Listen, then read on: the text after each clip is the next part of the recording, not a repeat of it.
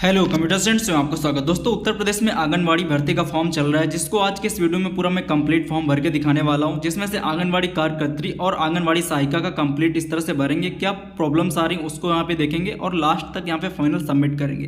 तो चलिए शुरू करते हैं। सबसे पहले फॉर्म भरने के लिए आपको इस वेबसाइट पर आना है, यूपी आंगनवाड़ी भर्ती .in। इसकी लिंक मैं डिस्क्रिप्शन बॉक्स में डाल दूंगा, डायरेक्ट क्लिक करके आप इस पोर्टल पर आ सकते हो। नीचे आओगे, स्क्रॉल करके आप यहाँ पे देख सकते हो जो भी लेटेस्ट वैकेंसीज हैं आंगनवाड़ी कार्यकर्त्री की इधर दिखेंगी, और जो सहायिकाओं की भर्ती है सहायिका के लिए आप इधर पे स्क्रॉल करोगे, इधर दिख जाएंगी। अब फॉर्म भरने के लिए आपको क्या करना है, यहाँ पे बीच में जब आओगे तो यहाँ पे एक इंपॉर्टेंट लिंक का आपको टैब मिलेगा, जिसमें दिया गया है आवेदन करने के लिए। अगर आप यानी कि आंगनवाड़ी वर्कर का रजिस्ट्रेशन करना चाहते हो तो यहाँ पर क्लिक करोगे, उसके बाद लॉगिन करोगे। अगर आप यहाँ पे आंगनवाड़ी सहायिका का यानी हेल्पर करना चाहते हो तो यहाँ पर रजिस्ट्रेशन करना है, उसके बाद लॉगिन करना है। देखिए, दोनों का प्रोसेस सेम ही होने वाला है, चाहे आंगनवाड़ी वर्कर का करिए रजिस्ट्रेशन या सहायिका का। तो आप यहाँ पे एक देख लीजिए, उसके बाद हम आपको आगे बताते हैं। तो हम यहाँ पे आंगनवाड़ी हेल्पर पर क्लिक करते हैं। जब हेल्पर पर क्लिक करते हैं तो इस तरह से भर्ती आएगा रजिस्ट्रेशन के लिए। अगर आप वर्कर का भरना चाहते हो तो उसका भी सेम टैब खुलेगा, जैसे मैं दिखा देता हूँ। अगर आप आंगनवाड़ी वर्कर का रजिस्ट्रेशन करना चाहते हो यानी कार्यकर्त्री का, तो इस तरह से दिखेगा, सेम देख सकते हो। वर्कर एप्लीकेंट के यहाँ रजिस्ट्रेशन खुल जाता है, बट मैं जो दिखाने वाला हूँ हेल्पर का प्रोसेस वही है। तो चलिए यहाँ पे शुरू करते हैं। अब यहाँ पे क्या होता है, पहला टैब है आवेदक का नाम, यानी जो अपना नाम जो कोई भर रहा है तो वो अपना मार्कशीट के हिसाब से अपना यहाँ पे नाम डालेगा, जो भी आवेदक है। उसके बाद यहाँ पे अपने पिताजी का नाम डालेगा एज पर मार्कशीट यहाँ पे डालना है, क्योंकि डेट ऑफ बर्थ उससे लेगा। डिस्ट्रिक्ट आपको ध्यान से सेलेक्ट कर लेना है, आपको अपने ही डिस्ट्रिक्ट से अप्लाई करना है, दूसरे डिस्ट्रिक्ट का आप यहाँ पे अप्लाई नहीं कर पाओगे, तो आपको उसी डिस्ट्रिक्ट की डिटेल यहाँ पे दिखेंगे। मोबाइल नंबर आपको कोई भी एक एक्टिव डाल देना है। उसके बाद नीचे पासवर्ड भी आपको क्रिएट कर लेना है और डायरी पे नोट करके रख लेना। आधार कार्ड नंबर मैंडेटरी नहीं है, आप यहाँ पे डाल सकते हो या छोड़ भी सकते हो। नीचे इसी तरह से ईमेल आईडी का एक ऑप्शन है, जिस पे अगर आपकी कोई जीमेल आईडी बनी हुई है तो आप डालोगे, अदरवाइज इसको भी छोड़ दोगे। नीचे ब्लैक कलर के बॉक्स में एक कैप्चा लिखा हुआ है, जो डिजिट लिखे हुए हैं अंक, इसी को आपको यहाँ पे सिंपली टाइप कर देना है। और नीचे एक है रजिस्टर्ड एंड पंजीकरण का ऑप्शन है, तो इस तरह से आपका रजिस्ट्रेशन सक्सेसफुली हो जाएगा। जब आप इस पर क्लिक करोगे, तो मैंने यहाँ पे कर लिया, तो इस तरह से आपके उसमें मैसेज आएगा सक्सेस का, देख सकते हो। अब आपने सफलतापूर्वक पंजीकरण कर लिया है। अब आप यहाँ पे ओके पर आप क्लिक करोगे। अब उसी मोबाइल नंबर से जिससे अभी आपने रजिस्ट्रेशन किया है यहाँ पे डालोगे और नीचे पासवर्ड डालोगे और लॉगिन पर क्लिक करोगे। दोनों का प्रोसेस सेम ही है। तो चलिए यहाँ पे हम डालते हैं। इसके बाद यहाँ पे कैप्चा फिल करोगे और उसके बाद नीचे एक ऑप्शन है लॉगिन का, जिस पे आपको क्लिक करना है। तो हमने यहाँ पे डाल लिया डिटेल, देन यहाँ पे हम लॉगिन पर क्लिक करते हैं। जैसे आप लॉगिन पर आप क्लिक करोगे, देख सकते हो कि जो आपका डैशबोर्ड होता है, पूरा इंटरफेस इस तरह से खुल जाएगा। ऊपर आपकी basic detail, name, father's name, mobile number इस तरह से दिख जाएगा।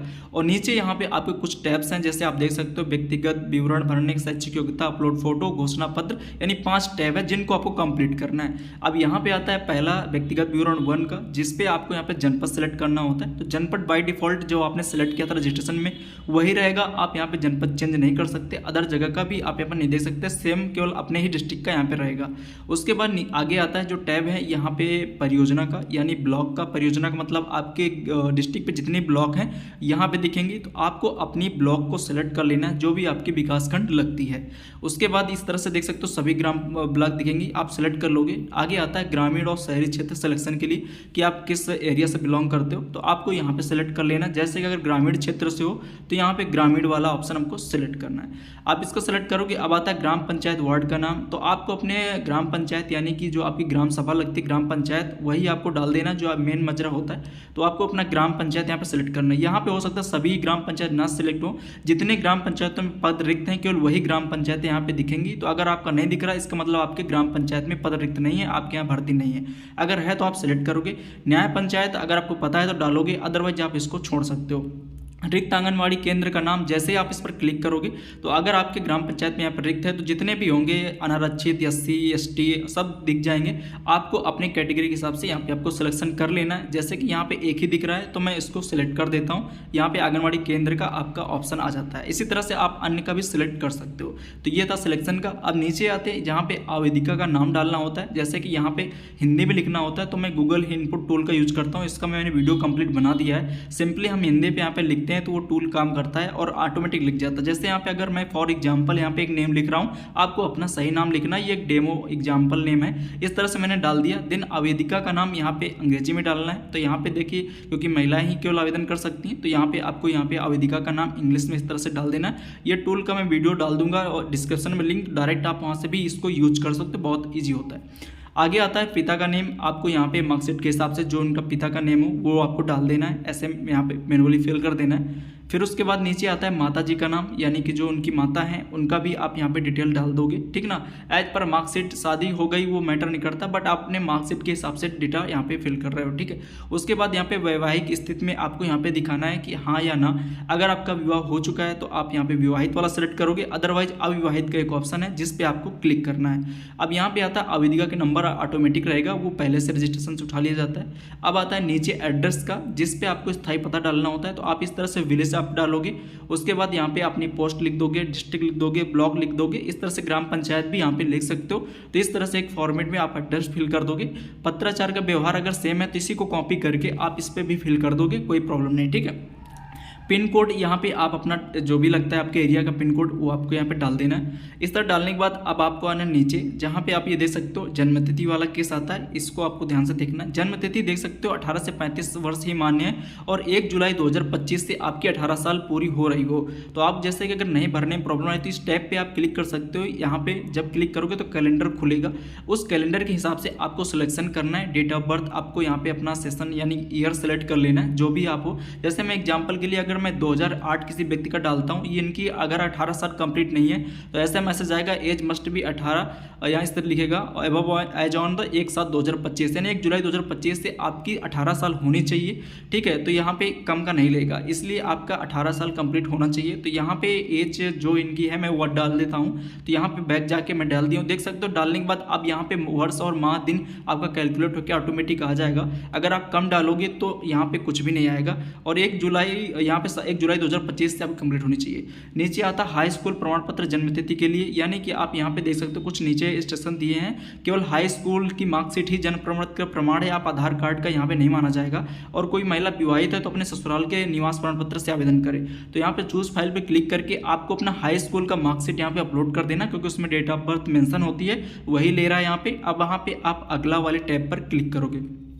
इतना करने के बाद दो टैब, एक टैब भर गया, दूसरा टैब आता है व्यक्तिगत विवरण 2, जिस पे आपको श्रेणी पे क्लिक करना होता है। यहाँ पे आप जिस भी कैटेगरी से बिलोंग करते हो, आपके अपना कैटेगरी, आपकी जाति, आपको जिस भी बिलोंग करते हो उसको सिलेक्ट कर लेना है। उसके बाद यहाँ पे आवेदिका की वर्तमान स्थिति में क्या है, विधवा है, तलाकशुदा, अन्य, तो एक ऑप्शन आपको सिलेक्ट करना है, तो अन्य वाला सेलेक्ट करके आगे बढ़ोगे। नीचे आता है इस तरह से निवास प्रमाण पत्र, जाति प्रमाण पत्र और आय प्रमाण पत्र अपलोडिंग का। तो यहाँ पे कंप्लीट आप देख सकते हो, मैं भर दूंगा डाटा, आपको दिखा देता हूँ। निवास प्रमाण पत्र, जाति प्रमाण पत्र, आय प्रमाण पत्र, तीनों को आपको भरना है, आवेदन क्रमांक और संख्या, फिर अपलोड भी करना है। जो आपको आप जेपीजी फॉर्म में 200 KB का आपको रखना है कंप्यूटर में। यहाँ पे चूज फाइल पे क्लिक करके आपको सिंपली अपलोड कर देना है, ठीक ना।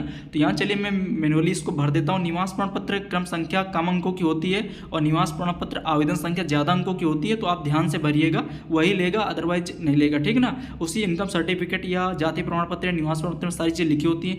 नीचे आप अपनी ग्राम पंचायत का नेम, आंगनबाड़ी केंद्र अगर है तो है, नहीं आप ग्राम पंचायत का नेम डाल सकते हो। इसी तरह से जाति प्रमाण पत्र डिटेल भर दोगे, अपलोड कर दोगे सर्टिफिकेट। आप यहाँ पे अपना जाति डाल दोगे, जो भी उपजाति नाम होता है, फिर आय प्रमाण पत्र क्रमांक वगैरह डालोगे और वार्षिक आय जितनी भी है इनकम सर्टिफिकेट में डाल दीजिए। कोई यहाँ पे मैटर नहीं करती है, मतलब ज़्यादा ना होना चाहिए, 1 लाख से ऊपर ना हो। इस तरह से आप जारी करने की तिथि भी डाल दोगे इनकम सर्टिफिकेट की। जैसे कि नोटिफिकेशन में लिखा था 6 महीना पुराना होना चाहिए, बट मेरे केस में इनके पास अभी नहीं बना हुआ, तो मैं पुराना 2024 का लगा रहा हूँ। देखिए डेट यहाँ पे ले रहा है, तो आप अगर आपके पास नहीं बना है तो आप जरूर से फॉर्म भरिए, पीछे बैक डेट का फॉर्म यहाँ पे भरा जा रहा है, ठीक ना।